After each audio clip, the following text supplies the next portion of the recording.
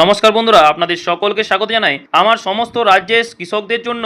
আজ আমি এমন একটি খবর নিয়ে এসেছি যা আপনাদের সবার মুখে হাসি ফোটাবে। হ্যাঁ, ঠিকই শুনেছেন, কৃষক বন্ধু এবং পিএম কিষাণ প্রকল্প নিয়ে রাজ্য সরকার এমন কিছু যুগান্তকারী সিদ্ধান্ত নিয়েছে যে যা প্রকৃত কৃষকদের জন্য এক বিরাট বড় সুখবর। হ্যাঁ বন্ধুরা, ঠিকই শুনেছেন। আপনারা কি জানেন কৃষক বন্ধু প্রকল্প থেকে প্রায় 30 লক্ষ নাম বাদ যেতে চলেছে? চমকে উঠলেন তো? হ্যাঁ বন্ধুরা, তাহলে বলে রাখি, ভয় পাবেন না।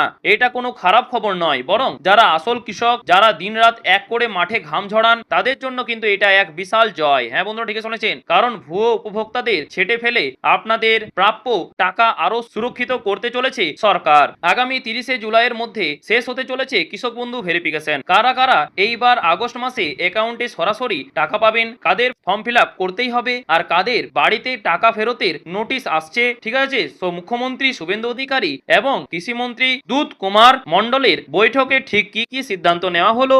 বন্ধুরা, আজকের ভিডিওতে আমি পয়েন্ট বাই পয়েন্ট সব কিছু কিন্তু জলের মতো পরিষ্কার করে বুঝিয়ে দেব, তাই কোনো অংশ স্কিপ না করে পুরো ভিডিওটি মন দিয়ে কিন্তু দেখুন, কারণ একটা ছোট্ট ভুলেও কিন্তু আপনার অনুদানের টাকা আটকে দিতে পারে, ঠিক আছে? তাছাড়া ভিডিওটির মূল পর্বে যাওয়ার আগে আপনাদের কাছে একটা ছোট্ট অনুরোধ, আপনারা যদি আমাদের এই চ্যানেলে নতুন হয়ে থাকেন তবে এখনই কিন্তু চ্যানেলটিকে সাবস্ক্রাইব করে পাশের বেল আইকনটি প্রেস করে রাখবেন, ঠিক আছে? যাতে আমি চাই না যে পরবর্তীতে কোনো গুরুত্বপূর্ণ আপডেট থেকে আপনি বঞ্চিত হন। তার কারণ কৃষকদের স্বার্থে এবং সরকারি প্রকল্পের একদম সঠিক ও জেনুইন তথ্য আমরাই কিন্তু সবার আগে আপনাদের কাছে নিয়ে আসি। আর হ্যাঁ, আজকের এই সুখবরটি যদি আপনাদের ভালো লাগে তাহলে অবশ্যই কিন্তু ভিডিওটিতে একটা লাইক করতে ভুলবেন না। তো বন্ধুরা, চলে আসি মূল খবরে।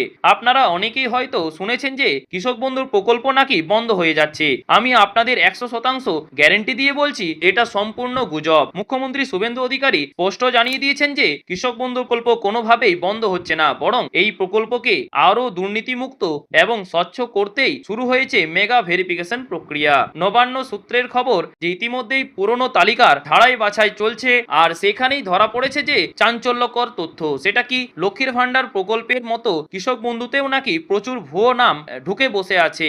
আগের সরকারের আমলে ব্যাপক অনিয়ম হয়েছে বলে অভিযোগ। দেখা যাচ্ছে যে একই জমির রেকর্ড দেখিয়ে একই পরিবারের একাধিক ব্যক্তি যারা কৃষিকাজের সাথে যুক্তই নন, তারাও কিন্তু বছরের পর বছর টাকা নিয়ে যাচ্ছেন। আবার অনেকের জমির কাগজের সাথে আধার কার্ড বা ভোটার কার্ডের নামের কোনো মিলই নেই, ঠিক আছে? এমনকি এমন অনেক উপভোক্তার নাম তালিকায় আছে যারা ইতিমধ্যেই মারা গেছেন। এই সমস্ত ভুয়ো নামগুলোকে বাদ দিতে কিন্তু আগামী 31শে জুলাইয়ের মধ্যে নতুন করে ফর্ম ফিল আপের কাজ শেষ করার নির্দেশ দেওয়া হয়েছে।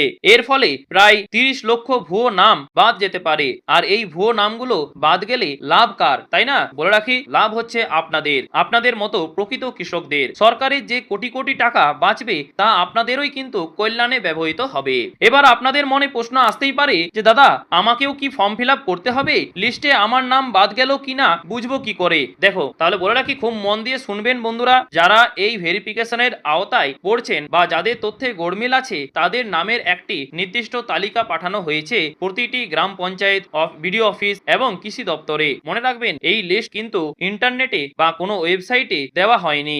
আপনাদের নিজেদের পঞ্চায়েত বা কৃষি অফিসে গিয়েই কিন্তু অফলাইনে এই লিস্ট চেক করতে হবে। যদি লিস্টে আপনার নাম থাকে তবে আপনাকে কৃষক বন্ধু ভেরিফিকেশন ফর্ম পূরণ করে জমা দিতে হবে, ঠিক আছে? জমির সঠিক কাগজপত্র, আধার কার্ড, ভোটার কার্ড এবং ব্যাংকের পাসবুক নিয়ে কৃষি অফিসে বা ব্লকে গিয়ে যোগাযোগ করুন, ঠিক আছে? আর যারা এসআইআর বা ভোটার লিস্ট থেকে বাদ গেছেন তাদেরও কিন্তু এই ভেরিফিকেশন প্রক্রিয়ার মধ্য দিয়ে যেতে হবে। এবার চলে আসি যারা কেন্দ্রীয় সরকারের প্রধানমন্ত্রী কিষাণ সম্মান নিধি বা পিএম কিষাণের প্রকল্পের টাকা পান, তাদের জন্য রয়েছে একটা দারুণ স্বস্তির খবর। হ্যাঁ বন্ধুরা, ঠিকই শুনেছেন, সরকারি নোটিশে পরিষ্কার বলা হয়েছে যে যারা পিএম কিষাণের সুবিধা পাচ্ছেন তাদেরকে এই কৃষক বন্ধু ভেরিফিকেশন ফর্ম নতুন করে জমা করতে হবে না।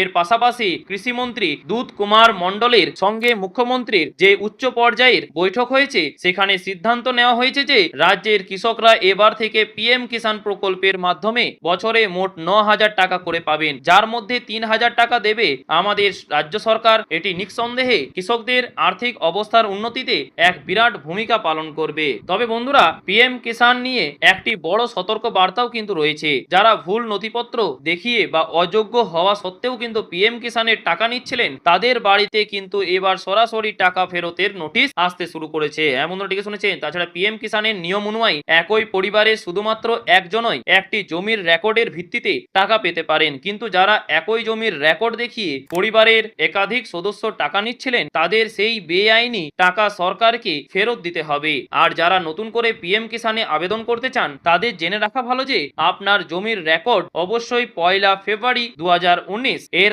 আগের হতে হবে। যারা জনকল্যাণ শিবিরে ফর্ম জমা দিয়েছিলেন তাদের ডকুমেন্ট কিন্তু ভেরিফিকেশন চলছে, সব ঠিক থাকলে আগামী 24তম কিস্তি থেকে কিন্তু আপনারা প্রতি কিস্তিতে 3000 টাকা করে পেতে শুরু করবেন। এবার চলে আসি তার পরের পয়েন্টে, সেটা হচ্ছে শস্য বীমা বনাম প্রধানমন্ত্রী ফসল বীমা যোজনা। দেখুন, বীমা প্রকল্প নিয়েও কিন্তু একটি গুরুত্বপূর্ণ আপডেট রয়েছে।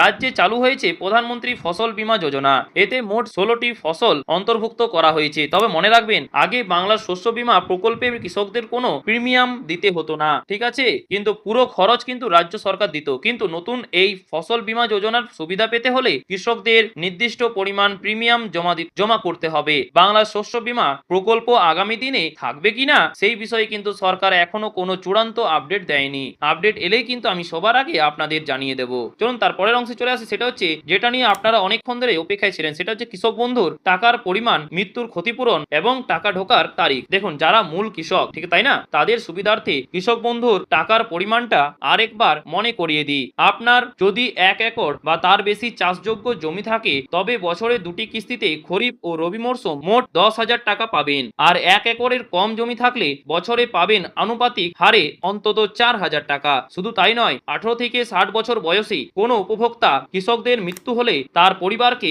এককালীন 2 লক্ষ টাকা আর্থিক অনুদান দেয় সরকার। সবচেয়ে বড় সুখবর হলো যে মুখ্যমন্ত্রী শুভেন্দু অধিকারী জানিয়েছেন যে ভেরিফিকেশন শেষ হলেই কিন্তু কৃষকদের অ্যাকাউন্টে টাকা পাঠানো শুরু হবে। নবান্ন সূত্রের খবর অনুযায়ী আগামী আগস্ট মাসের 17 থেকে 21 তারিখের মধ্যেই আপনাদের ব্যাংক অ্যাকাউন্টে কৃষক বন্ধুর প্রথম কিস্তির টাকা ঢোকা শুরু হতে পারে। হ্যাঁ বন্ধুরা, ঠিক শুনেছেন, 17 থেকে 21 তারিখের মধ্যেই আগস্ট মাসের আপনাদের ব্যাংক অ্যাকাউন্টে কৃষক বন্ধুর প্রকল্পের প্রথম কিস্তির টাকা ঢোকা কিন্তু শুরু হতে পারে। অধিকাংশ কৃষকই কিন্তু আশা করছেন যে এই নতুন সরকারের আমলে কৃষক বন্ধুর টাকার পরিমাণ ভবিষ্যতে আরো বাড়তে পারে। সো বন্ধুরা, আশা করছি আপনারা অনেকেই এই ইনফরমেশনটা পেয়ে অনেকেই উপকৃত হয়েছেন, তাই না? এটাই ছিল কিন্তু আজকের আপডেট। তাছাড়া আপনারা কি ডিবিটি, যেহেতু মানে আপনারা কি কেওয়াইসি করেছেন কি করেননি, ঠিক আছে, সেটা অবশ্যই কিন্তু একবার দেখে নেবেন। অর্থাৎ ডিবিটি লিংক করেছেন কি করেননি, ডিবিটি অর্থাৎ ডাইরেক্ট বেনিফিট ট্রান্সফার, এর মাধ্যমেই কিন্তু আপনাদের সমস্ত টাকা কিন্তু এই অ্যাকাউন্টে কিন্তু ঢোকানো হবে, ঠিক আছে।